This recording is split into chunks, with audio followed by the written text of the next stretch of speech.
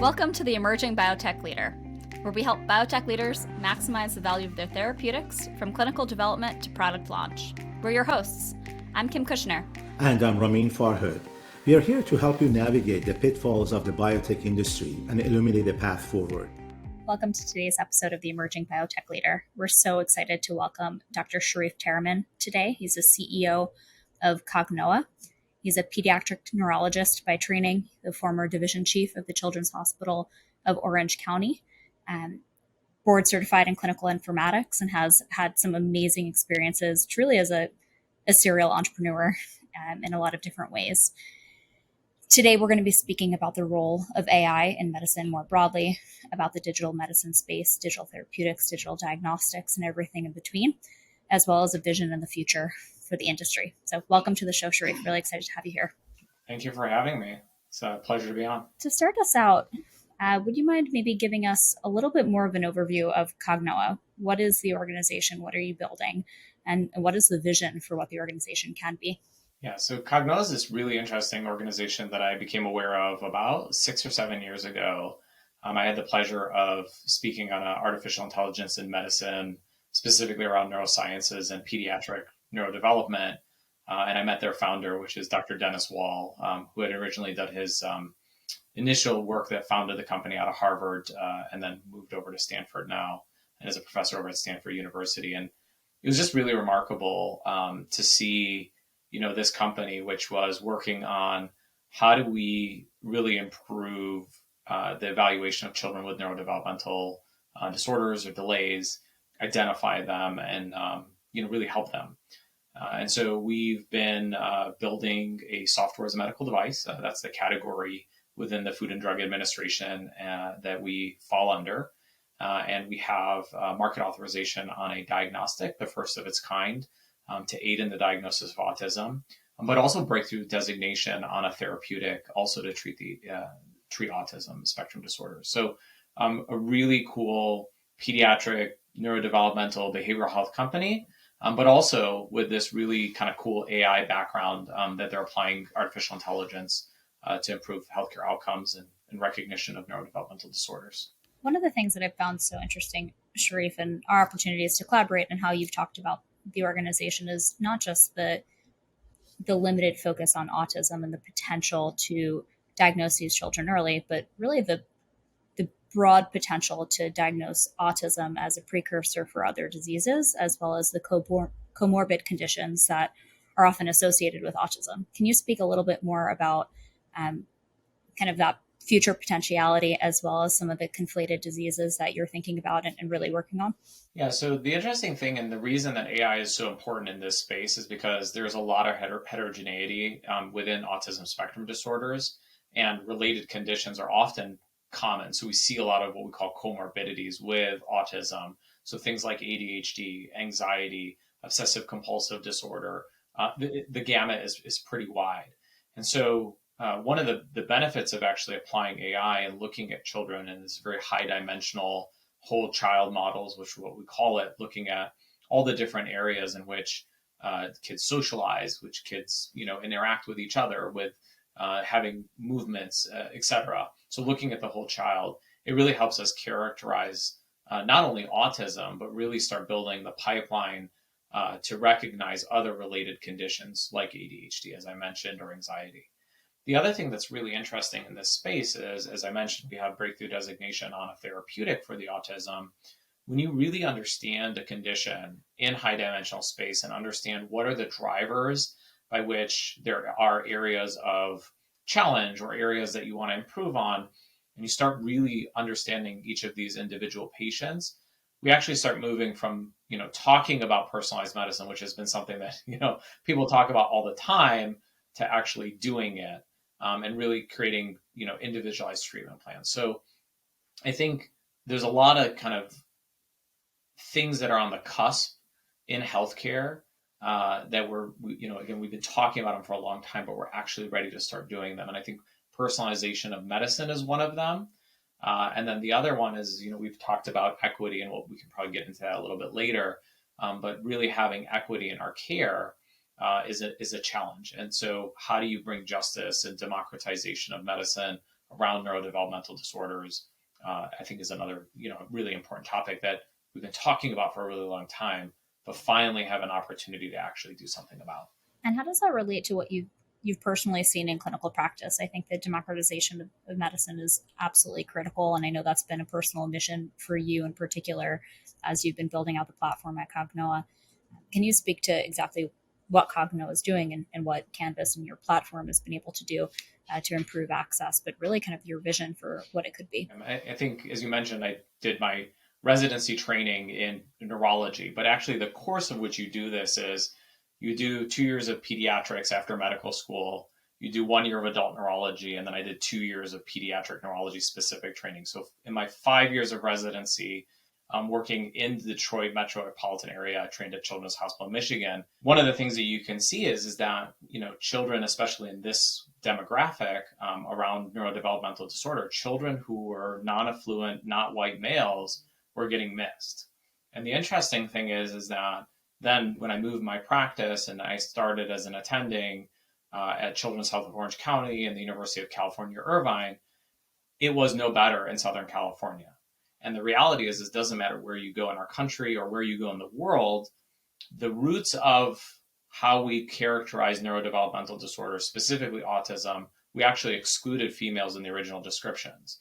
And so if you're a biologic female, you can understand how long-seated, long-rooted biases permeate and exist today. And so, when we think about what we're trying to do as a nation, so as actually a chapter president for the American Academy of Pediatrics, there's another hat that I wear.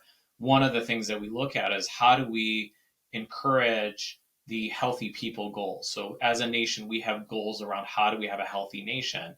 And our healthy people 2020 goals were improve the average age of diagnosis of autism and get kids into early intervention, because we know that that makes a huge difference. And we have this really finite window of opportunity to maximize the improvement of any neurodevelopmental condition. So if you miss it, these kids don't do as well. And so guess what? We have the same goals for 2030 because we didn't meet our 2020 goals. And oh, by the way, when we looked at our baseline, we're actually doing worse as a country than we did in the years prior. So it's actually, the problem's getting worse. And so all of this is to say, as a company, we have this as a priority and as a mission to really try and start addressing these things and address these disparities, which again exist everywhere you go. And Sharief, why is that early diagnosis so critical during that window of behavioral health conditions? It holds true particularly for behavioral health conditions or any neurologic disorder. So one of the mantras that you learn, when you're a neurologist is time is brain. So if you have a stroke, we know that every second you're losing neurons. Your brain, is being injured. And so time is of the essence. The other thing, though, is if you flip that in the pediatric neurodevelopment, the way that the brain develops is you're creating all of these connections in your brain. And then you hit a point somewhere around like 18 months, 24 months, you get to like a peak. And then your brain actually starts pruning back neurons and creating dominant pathways in the brain. And so if you can imagine a child who gets identified at 4.5, which is around the average age of diagnosis in the United States, you've missed this opportunity to influence all of that neurodevelopment. And so in clinical practice, and all the evidence suggests, if I can identify those kids early on, one of the things that's really interesting is it's actually not how much treatment you give, it's how early you give it. And there was a recent paper that just came out by actually from one of our colleagues at Children's National Hospital that looked at the time to treatment, and it was the time that mattered. And so one of the things that, again, when we're talking about value proposition is if you don't identify these kids early, there's a couple things that happen. So one is you miss that early intervention window. So now the challenging parts of autism, and again, autism has lots of beautiful things about it. And some of these neurodevelopmental conditions, they're actually kind of really interesting and they're beautiful.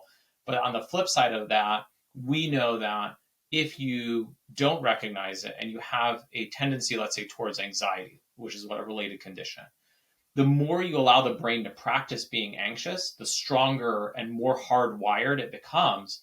And now, if you want to intervene, you've got to do longer, stronger, more intensive therapy, which guess what, costs way more money. And then you don't have as good outcomes. And it's much more frustrating to the families and more frustrating to the physicians. So it's a win-win for everybody, the payer, the patient, and the clinician, if we can identify these children early, intervene. And guess what? A great majority of these kids actually will grow up and not have the neurodevelopmental or neurobehavioral condition that we were worried about or diagnosed originally. There's actually a huge number of those kids that will actually lose the diagnosis because they no longer meet criteria because your interventions were so important. The flip side of that too is on the payer side, so you can say, okay, fine, maybe it costs more to diagnose if you do it later, or you have some healthcare costs that are increased, in terms of treatment. But the reality is if you take autism, for example, I can tell you that there are children who are not recognized as having autism, have very restrictive eating patterns, and those restrictive eating patterns are so severe and not being addressed that it actually leads to nutritional deficiencies. And you can imagine, in the 21st century, nobody should be having scurvy, but vitamin C deficiency, scurvy hospitalization is a huge cost to the system. And that's actually what we saw and presented at the American Academy of Pediatrics National Convention this past year, is cost data that shows the longer you're waiting to diagnose these children, the more they cost the system. But all-cause healthcare utilization is things like increased hospitalizations for just what I talked about. And that's actually a personal story that I saw in clinical practice. So this is where having this early diagnosis and having a tool that you can actually apply in the real world and that works within a healthcare practice can make this huge difference. So, Sharief, like a tool like Canvas DX, you look at the signs, symptoms, and behavior of the child, right? And then you integrate that with the AI, and as a result, you are able to unlock a whole set of data that did not exist before, that you would not be able to look at and look for patterns of recognition. Am I understanding that right? Yeah, perfect, Ramin. So this is the beauty of sort of this digital paradigm that we're getting into. So, the digital space, I mean, there's lots of things that are digital actually. Like, my MRIs are technically digital, my EEGs are technically digital. So digital shouldn't scare people, right? Because that's actually pretty ubiquitous in healthcare. What's interesting though is the digital, moving it into home settings and moving it into areas that we didn't really practice healthcare in, is I think what we're seeing in the digital medicine space. And so what it's doing is it's unlocking data that we didn't have before. So normally, if you wanted to get your child evaluated for a neurodevelopmental condition, you get a referral from your primary care physician. You have to go find a specialist. Oh, by the way, I'm one of maybe 1,500 pediatric neurologists in the whole country. So you can imagine what those shortages look like. And they're not getting better, they're getting worse.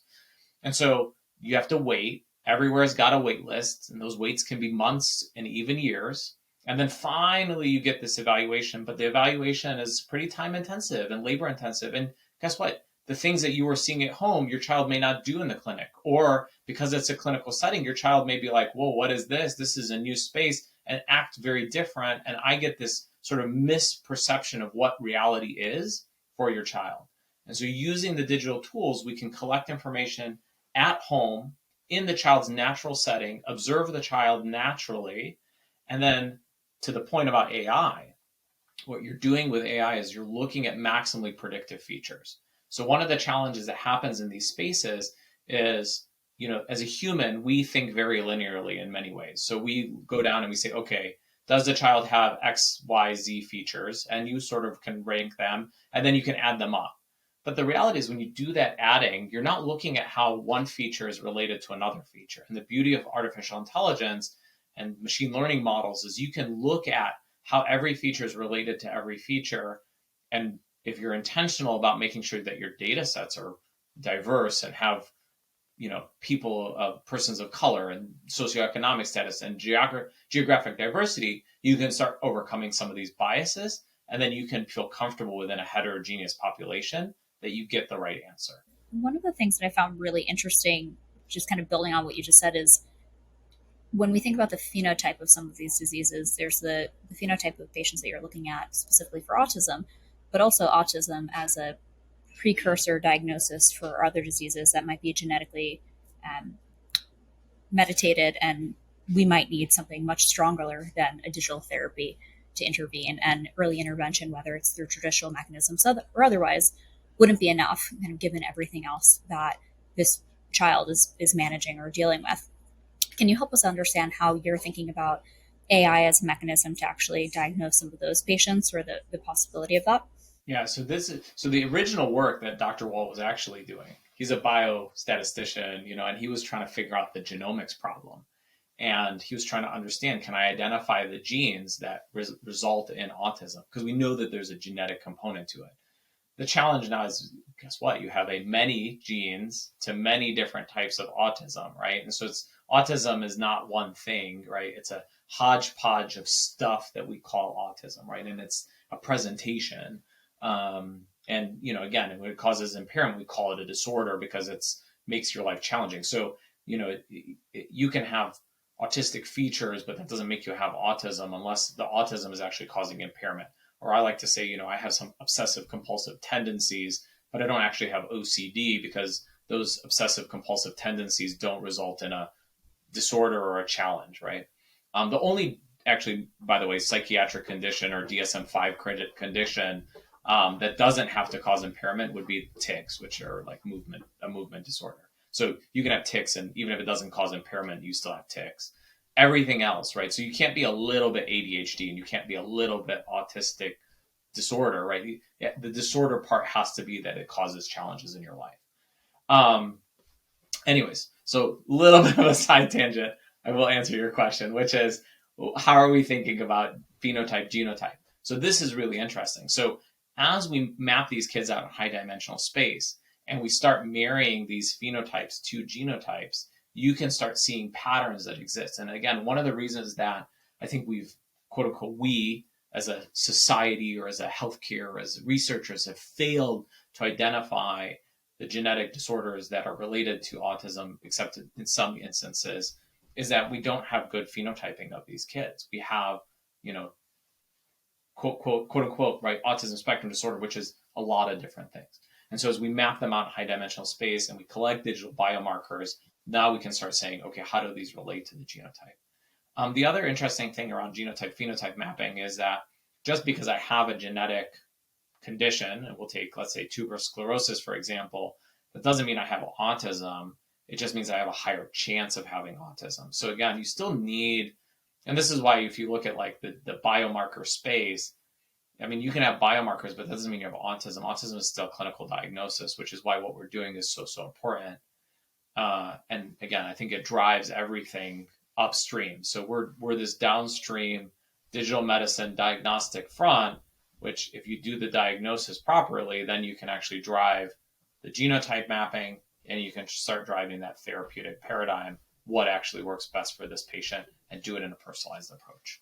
Is that why the digital medicine has the potential to transform the way the care is being delivered and to ultimately provide that integrated precision healthcare or a personalized medicine to the patient for all the reasons you just mentioned? Ultimately, that's where we end up. Is that the right way of thinking about it? Absolutely. I mean, look, healthcare in the United States is really expensive. I mean, we've not done a great job with that. And one of the reasons is that we have some malaligned incentives, but really it's because we're doing all this care in high cost settings like the hospital and tertiary care centers and specialty care centers, when in reality, we could do a much better job of empowering our primary care physicians and this sort of lower cost healthcare system. And then also empowering patients is really important. I mean, not to endorse any specific product, but I have an Apple iOS iPhone. I have the health kit and I have an iWatch, and it monitors my heart rate, and I can see trends that I didn't know existed. And I can tell you when I really start looking and I'm empowered to look at my heart rate trends and my exercise trends, guess what? I'm healthier for it as an individual. And I think that knowledge and information is power. And part of that is giving it back to the patients. Dr. Eric Topol, who's a pretty well-known author and cardiologist down at Scripps, and he wrote a great book. If you haven't read it, I would really encourage you to read it. It's called The Patient Will See You Now. And it really talks about the democratization of medicine and how digital medicine really can come to fruition to help solve a lot of our healthcare issues that we're having, and give that power back to the patients. And being patient centric and human centered design, I mean, these are things that in healthcare, I feel like we've failed a lot at in the past. And again, there's a huge opportunity for us to really get back to how do we empower patients? How do we design around patients? How do we bring patients to the table when we're thinking about how do we diagnose, how do we treat, and how do we care for them? They have to have a voice. We're finally at this point, and COVID has, fortunately or unfortunately, accelerated a lot of innovation in this space and a lot of interest and investment in the digital health space and bringing people care at home. One of the things that we're often finding, and Sharief would love your opinions on this broadly, is that this digital medicine arena is just poorly understood. There's this kind of digital health bucket that's kind of a little bit of everything. And then there's digital medicine, where we're really thinking about digital therapeutics, digital diagnostics, and really clinically validated, regulated products that really are intended to help diagnose and treat patients at a level of rigor that we would traditional medicines. So, can you help break down that space a little bit as even just a starting point for understanding, so that we're all speaking the same language? No, I agree with you. I think one of the silver linings of the pandemic is that I think it changed the way that we think about healthcare. For those of us that were practicing healthcare, I think we realized that we have to do something different. We had patients reach out to us and say, I was on a wait list for an autism evaluation or a neurodevelopmental evaluation, and we got canceled because the clinic didn't know how to evaluate a child remotely, right? And obviously, Canvas DX is a digital tool. You can apply it anywhere in the state, and so they were told, like, we don't know when we'll see you. We'll see you when the pandemic's over, and we all know that took forever, right? I don't even know if it's technically over yet, but so you can't do that to people. And again, to the point earlier that we were talking about, that you miss this neurodevelopmental window.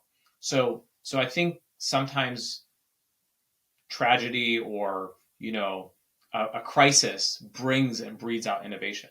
In the same way that I think we can all have like frustration and anger, and it's not something that you're trying to like get rid of. What you're trying to do is take it and say, okay, how do I make this something beautiful, right? So like there's this great story. This girl was asking, I think it was a Tibetan monk, I have anger. How do I let it out? And the monk's like, no, don't let your anger out. The anger doesn't come from outside. It comes from inside.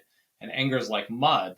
You have to learn how to manipulate or use it so that you can grow a flower, right? So it's about transforming, right? So for me, my frustration of seeing kids in my clinic who had been waiting for a diagnosis, pulling up their chart and going, this child could have been recognized 5 years ago or 8 years ago or even 18 years ago, because I see some teenagers, was enough frustration for me to go, we have to do something systematically to fix the problem, because this is a problem that shouldn't exist. And when you see it with specifically socioeconomic or ethnic or racial disparities, like that is a huge frustration point. And I think it should motivate everybody to do the things that we're trying to do and try and fix things on a system level. Now, I forgot your original question because I got sidetracked with philosophical talk about mud and anger. But the core question was, what is a digital therapeutic? What is a digital diagnostic? And how should we think about the definitions of this digital medicine space more broadly? Beautiful. All right. Yeah. So this is really interesting. So there's a lot of tools that started populating, right? Again, this ubiquitous of having a smartphone in your home or connected devices. I think there's a lot of utility around getting the information. But really, if you're going to make the claim that this thing either recognizes or diagnoses a condition or a disorder or a disease, or whatever you want to call it, or this thing that we've created, which is software digitally enabled, treats a condition or a disorder, there is a regulated path now that exists. And so the Food and Drug Administration, specifically the Centers for Radiological and Digital Health or Diagnostic Health, have come forward and created categories.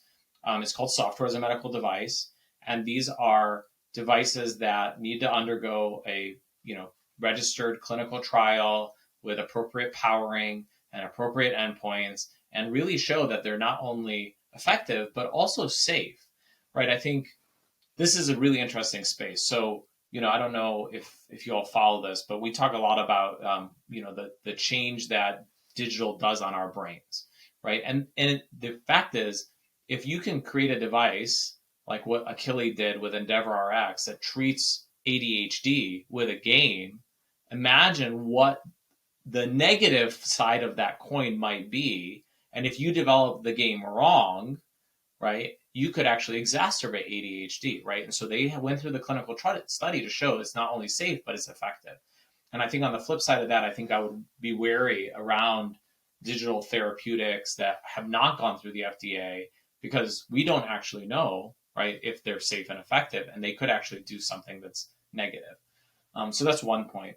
I think the other interesting thing around this whole digital medicine space is around the diagnostics.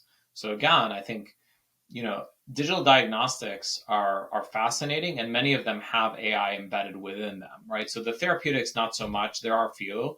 There's actually a ton of hype around artificial intelligence. And so I think really looking and saying, what is this AI? How did they develop it? Do they really have AI? Is it really just hype is important? But I was at a Stanford meeting where it's an AI group is out of Stanford, and the keynote speaker was actually talking about AI hype cycles.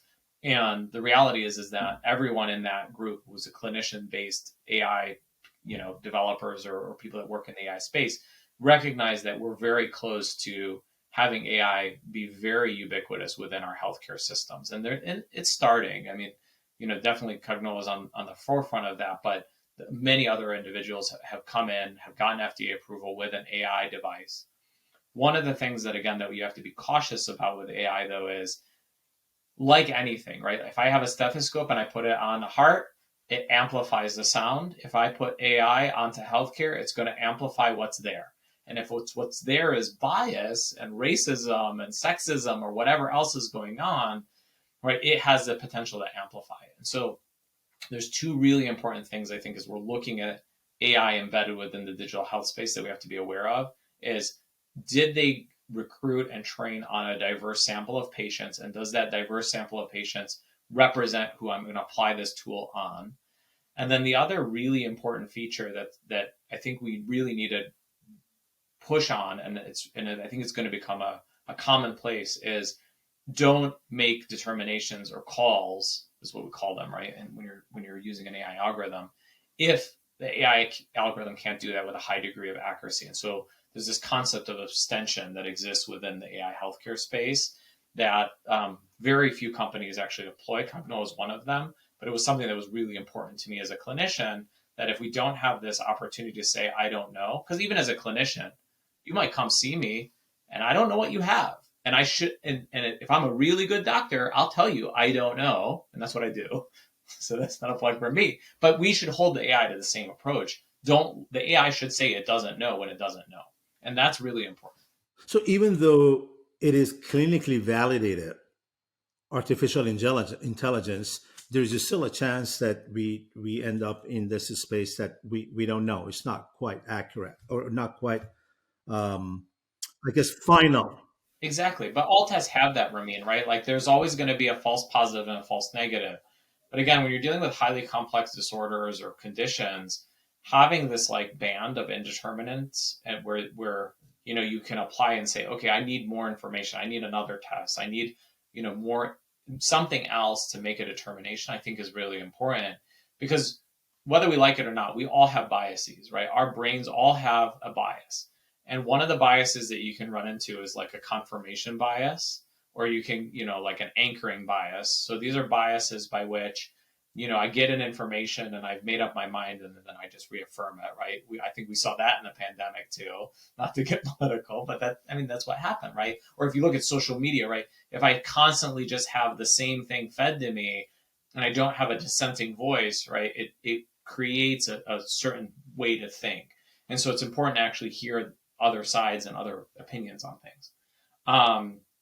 But in the AI space, and like, again, for most tests, having this band where you can say there's a little bit of uncertainty here, it's important, because then it prevents you also from anchoring on a diagnosis, where I say, oh, this is autism, but in fact it's not, or it's not autism because it's speech. So we actually had an advisor, Dr. Nichols, talk about overshadowing diagnoses. So one of the things that often happens in this space, kids will have a speech delay, and then there's a lot of kids who have just isolated speech delay, but there's many kids with autism who will present as their presenting feature as a speech delay.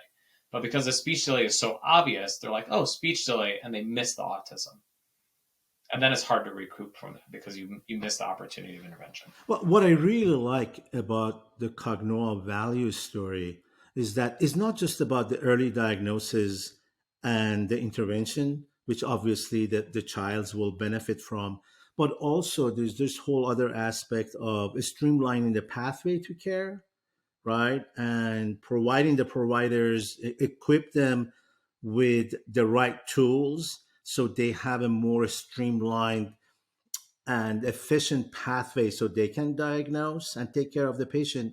But also, the other aspect of it again is also supporting the parents, because I'm sure the parents are really very excited about having a tool like this that will give them a peace of mind, whether the child is diagnosed or not diagnosed, or maybe, but at least they have a pathway to move things forward.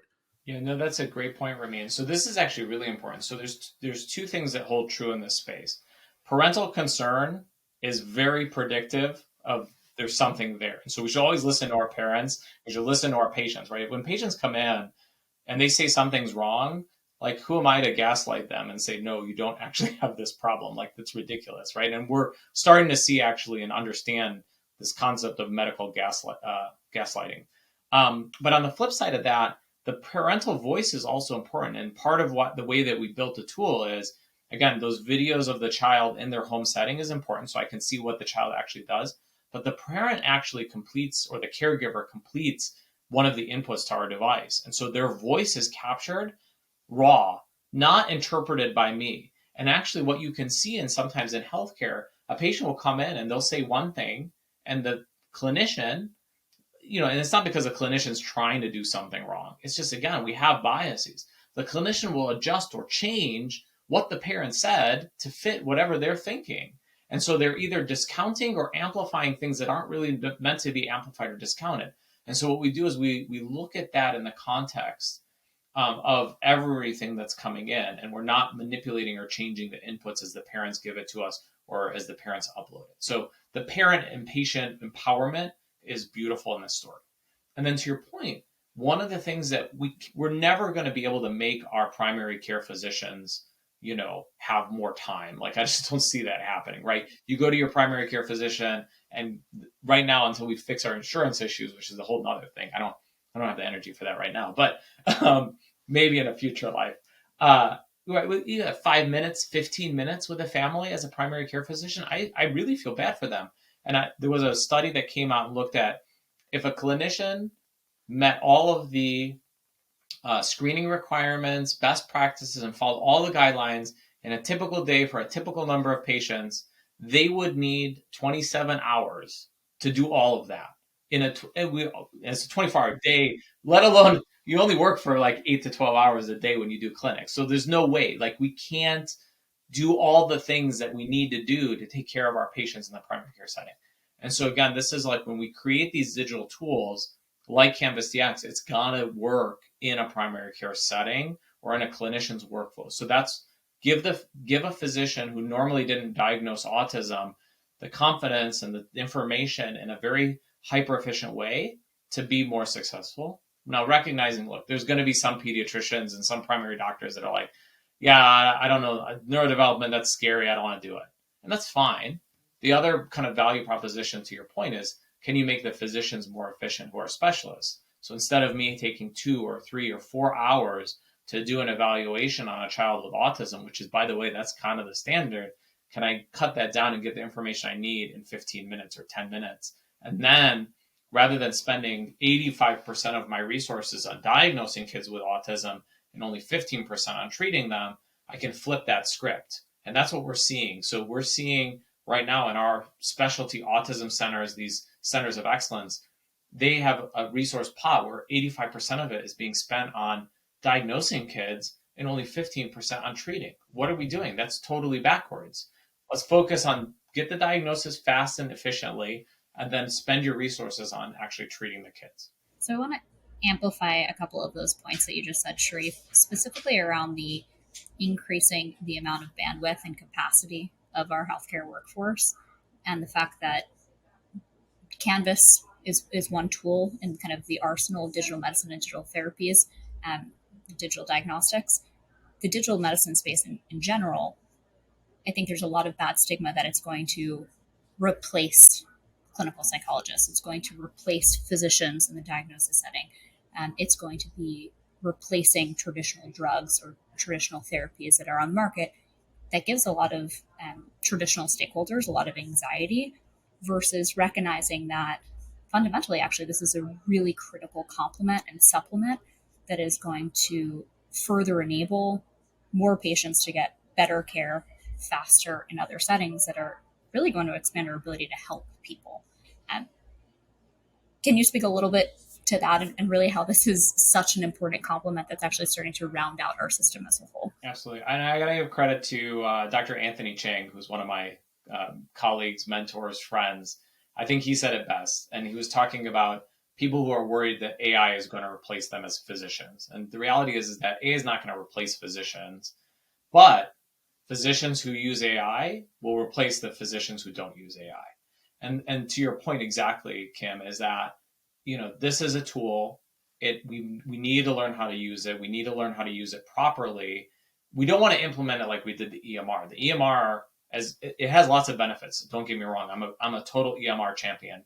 I know I look young, but I remember the days where I didn't have a chart. I had to run over to a clinic building, find a patient's chart who had been hospitalized to know what the heck was going on with them. And we'd bring the paper chart back to the hospital and make copies so that you knew what the patient had, because there was no record of their bed. I mean, it was bad pre-EMR, it's not good. But we also implemented EMR sort of in a vacuum, right? We didn't get the right stakeholders to the table. And then what we found is EMR sort of became this crux. And right, as a clinician, one of the big dissatisfiers is I don't want to use the EMR because it's slow or it's clunky, or, I'm like a data entry specialist. Now, again, there's this promise of this AI, which now you can say, natural language processing is going to make it so that I'm not dictating into the chart. And by the way, it allows you to potentially capture information that's currently not being captured. I think a great example of this is I've been rounding in the hospital on a baby, and this baby had weakness. And we couldn't figure out why the baby had weakness. It was one of these things where, we were doing the workup and we're waiting for the test results. But what's interesting is the parent wasn't around. And so every time we would go around the bed, we'd miss the parent. It was like ships passing in the night. And so finally, on day 3 of rounding, I was like, I really need to meet this parent. I need to talk to them, give them an update. And sure enough, when I talk to this parent and I shake their hand, they have what we call myotonia. So they hold on, they couldn't let go, and they had a hypernasal speech pattern. And that was easy for me because not easy relative, right? It's a pattern recognition. I'm like, this is probably myotonic dystrophy. Mom probably has it. It's a trinucleotide expansion, and this is what the kid has. And it redirected care. Now, the reality is none of that would ever be captured in an electronic medical record. But if we had better tools, we would know that mom has maybe hypernasal speech, right? If we had digital biomarkers, we would be able to tell grip strength, things like that, right? Because you have all these tools to collect this data now. And maybe that's a little bit of a fringe example and it's not going to happen for another 2 decades. But in the digital medicine space, we are capturing information.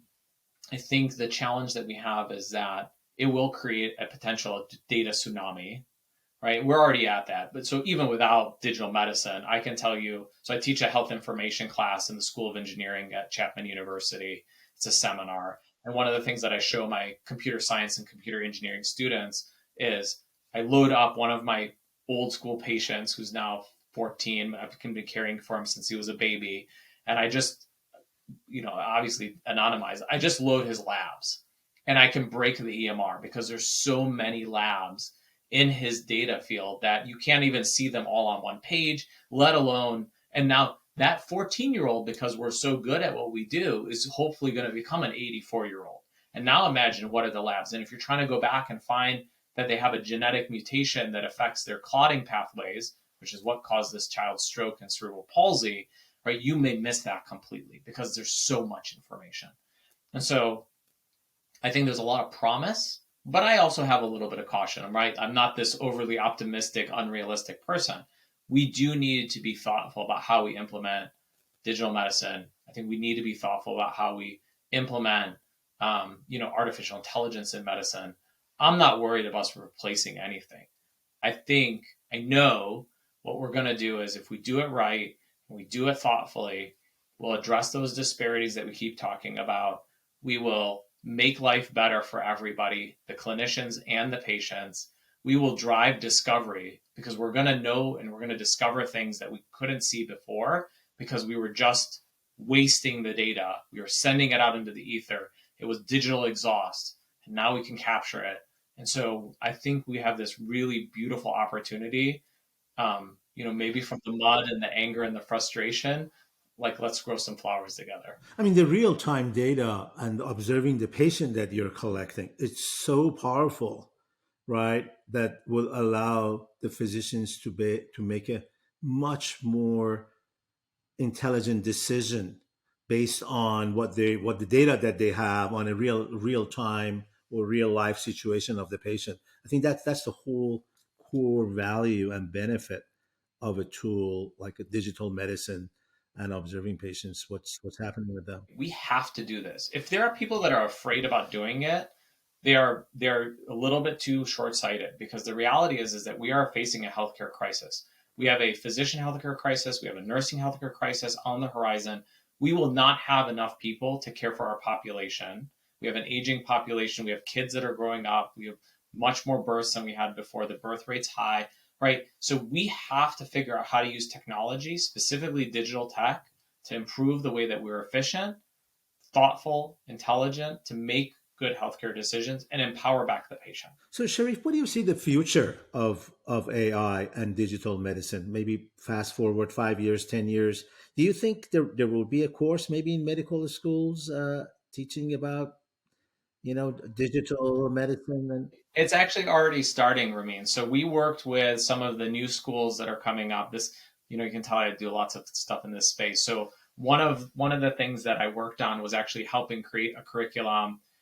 It's one of the new schools around informatics and AI in healthcare, because we do need clinicians who are trained on this, right? I was fortunate enough to quote unquote grandparent in to my board certification for clinical informatics. But we've created informatics trainings for our residents and fellows. So, any trainee resident can do a fellowship now in clinical informatics. We have a program at University of California, Irvine, that I helped set up. But we're now moving it down into the, graduate medical education in medical school.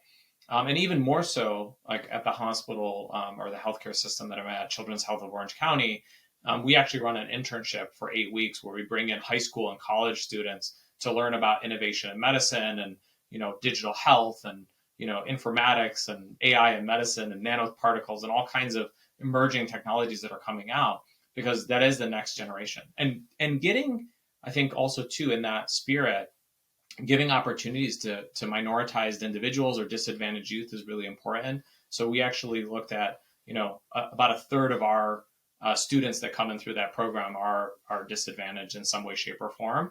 And we really are trying to give them opportunities to get in the healthcare space or healthcare technology. Sharief, this is incredible. I think there's so much potential around the digital medicine space, what AI is already doing in healthcare that people frankly just don't know enough about, and the potential of where it's going to go. We very, very much appreciate all of your insights and excited to see what you, Cognoa, and Canvas have in store coming into 23. So thanks so much. Thank you so much for having me. And I also am looking forward to all of the good things that we're going to be able to do together. Thank you.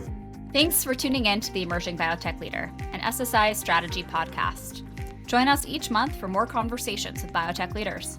If you'd like to help navigating the complexities of biotech, reach out to our team at ssistrategy.com. Don't forget to hit subscribe and leave a review.